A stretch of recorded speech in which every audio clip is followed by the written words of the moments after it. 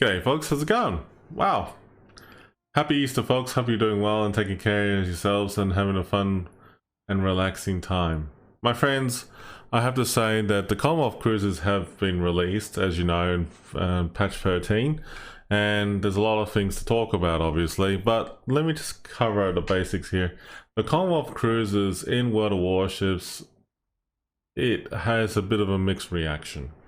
Just a bit of disclaimer alert here. These are my views and opinions alone, and folks, some of these opinions and stuff like that have been put together from viewers out there as well too. So I'm gonna, make sure that their opinions and voices have been heard as well too. Look, ladies and gentlemen, boys and girls, I have played World of Warships for quite some time, and it's been back since 2015. And I love the game for a very long time ever since then. Now, I will be honest though, that, I got all these lovely Commonwealth warships on my port. The only thing I don't have is the South G. But I got the Port Jackson, the Caradoc, the Dunedin, the Delhi, Hobart, Uganda, Auckland, Encounter, and Cerberus. Now, all of them are good ships, by the way. But what I'm going to do is I'm going to cover up the bases here and explain a bit more detail for you all. So the Port Jackson is a tier 2 cruiser. Caradoc is tier 3. Dunedin is actually tier 4. Tier 5 is Delhi. Tier 6 is the Hobart. So yeah, tier 5 is the Delhi. Tier 6 is the Hobart. As you can see that, as you progress here, you get some fancy camo. There's a Delhi that looks actually pretty cool for an Indian cruiser. Hobart is an Australian cruiser, but it doesn't have a fancy camo, so it still sticks with the good old grey or dark grey option. Mysore and the Perth are just premium warships, just letting you know, folks. They're at a tier 6, but a tier 7 is the Uganda. And also at tier 8 is the Auckland. Now the Auckland has Maui, very nice, traditional New Zealand camo design, which is pretty sweet, I have to say. It looks pretty nice. I actually like it. It's actually very well done, I have to admit. But as we go towards tier 9, the Encounter doesn't have anything fancy on, but the tier 10 is the Cerberus. Now, I will be honest with you, I didn't really like the camo. Now, I felt it was a bit of a letdown, to be honest, to tell you the truth, and that's the only one downside about it all. You see, when I look at the patterns on the Cerberus, for the Australia, well, for the Australian warship, I should say, if you want to do something very symbolic, folks, in wargaming, just a bit of a heads up and a bit of feedback, I think you should check in with our Aboriginal Torres Strait Islander community. They actually have a very nice design for Australian warships. To me, this one here, it just felt like a bit of an insult, unfortunately. And the reason why I feel this way is not to be totally negative against wargaming, but in all seriousness though, that the way I feel about the camo for the actual Australia, symbol for the Cerberus, for example, I know what you're trying to do. Don't get me wrong, I know what you're trying to do, and it looks great.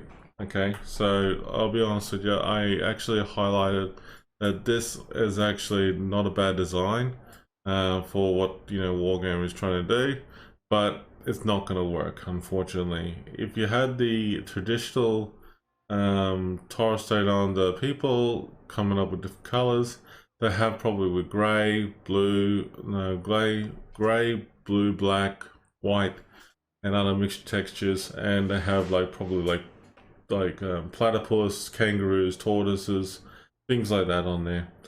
But what I've seen in here, this is actually not too bad, but I feel that Wargaming could have done better. So Wargaming, if you're listening to this video, or other viewers out there, I have to say that if you're going to plan to do a remodel of this Cerberus camo and stuff like that, I would highly recommend you know, talking to the right people and getting them on board and actually, you know, tweak it out as you see fit. In all seriousness though, the camo itself, I mean, like, I like what you were trying to do and everything like that, but it just didn't seem to fit for the Australia highlight, calling it like an Australian warship. So that was the only thing that I didn't like about the Cerebus. In regarding to like the New Zealand warship that you have in there for the Auckland, that I have to say actually was very well done. For what it's worth, I mean, in all seriousness though, that the camo is actually done very well done for what it's worth, and yeah, it is very important for you to understand that when you have good camos like this, they're hard to come by. So this is actually a very well designed camouflage. It has actually been well put together and looks great. So, you know, for the New Zealand on the Auckland itself, you guys are very lucky, because that is actually a very positive look and feel of the ship itself. So congratulations to the people and those in the New Zealand community, because they actually have a well-designed warship. Now, in regarding to the other warships in general, folks, I mean, like in terms of like the encounter and stuff like that, they do have customized camos and stuff like that, but some do, some don't, and some of them just have focusing with the blue and grey. Others, you know, like have a different thing as well too, so anything is possible. But where does it leave us? So wargaming needs to change in the near future, folks, about regarding to the design of the actual camos and everything like that, because the camos itself needs to be better in going forward. I have to admit though that when I looked at it, I was actually a bit disappointed, and that's the only thing I can say about the Commonwealth Warships. General specs and specifications of the ships themselves and everything like that, it's all good. I mean, like, the only thing I can safely tell you that all these ships are pretty much paperweight. They're not designed to take a bit of a full-on broadside hit anyway, just to let you know. But you know, in all seriousness though, these ships can pack a punch, don't get me wrong. The Hobart is the only one in the game that I can say very much so has been pretty much been quite accurate here. So this is the Hobart here. It's a lovely tier 6 warship. It's actually very fun and engaging. It's got like 10-kilometer torps. The torp speed is at 62 knots, yeah, but don't worry about that. But the point of the matter is that everything what Wargaming has done by writing the history and everything about this ship is pretty damn accurate. The other people in the channel community did give me some feedback regarding to the other warships. Now, a few people were a bit angry about Wargaming's approach for the naming of these ships that, you know, like they put together in the game. Like, for example, the Port Jackson, the Caradoc, the Dunedin, the Delhi.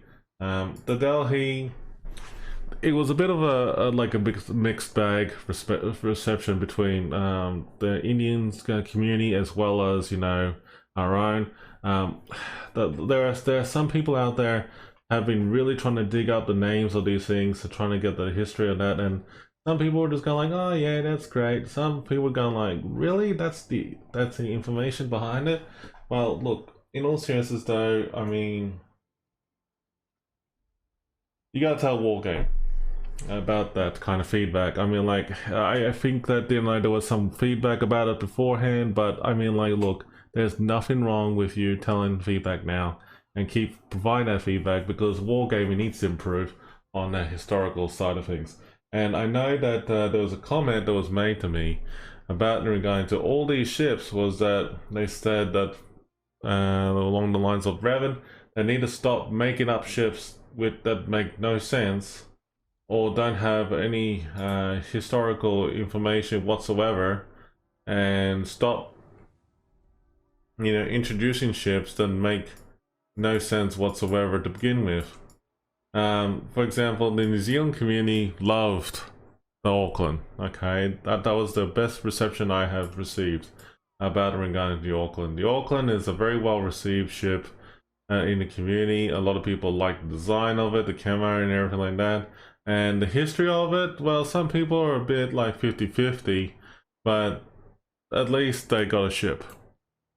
The Delhi, on the other hand, the Indian community was a bit all over, like saying yes and no, but at the end of the day, it was actually not too bad. Other ships, like in regarding to the Encounter and also the Cerberus in the Australian community, those two ships are also part of the Australian fleet, but they didn't like the camo that was made on the Cerberus. They said that it looks, pretty much like, yeah, not too bad, but it could have been done better with a bit of Aboriginal artwork on there as well. Now, I have to admit though, there's also a bit of suggestion that one person suggested that they should have put like the Royal Navy camo instead. Well, that is, like pretty much a good idea, I have to say. I mean, like some of these ideas that the people are coming up with are not too bad at all. But at the end of the day, a good example was like the Brisbane. Like they actually had pure grey. It was actually pretty unique for what it's worth. I know it's pretty bland, but if you want to have something similar to that has a bit of artwork like the Auckland, for example, you gotta have to make sure that you got the camo design a little bit done right, especially to represent Australia. Some people felt it was a bit of an insult. Some people just said like it's just like half-assed done. Some people just felt it was like okay-ish, but like at the end of the day, I mean, like at the end of the day, ladies and gentlemen, that they're just ships to be collected and stuff like that. But at least the good thing about it all is that if you look at the exterior side of things, the default camo is pretty much straightforward. You do have the option to choose between dark gray or blue. But yeah, it's really come down to what what your own preference and stuff like that. But yeah, that's pretty much it. I can't express any more further than I can in this video about regarding to the Commonwealth Warships. I know that a lot of people did not like it in terms of like the appearance and stuff like that. Except the stats and the general aspect of the schematics for all these warships, they actually liked it, and some didn't like the crawling smite, but it's a bit of difference opinion, but it depends how you play them. But that is pretty much it, folks. I mean, like if you like to share your own views and opinions about regarding to these warships, feel free to comment, subscribe and follow the channel, and give this video a like. If you don't like the video, that's okay, we don't mind either way. But at the end of the day, I mean, like any comments or feedback, please share your own views about it and tell us what you think should be a little bit different for the camos for the Australian warships. Aside from that though, good to catch up with you all. Have a good Easter break. Until then, we'll see each other later. Have a good one. Bye.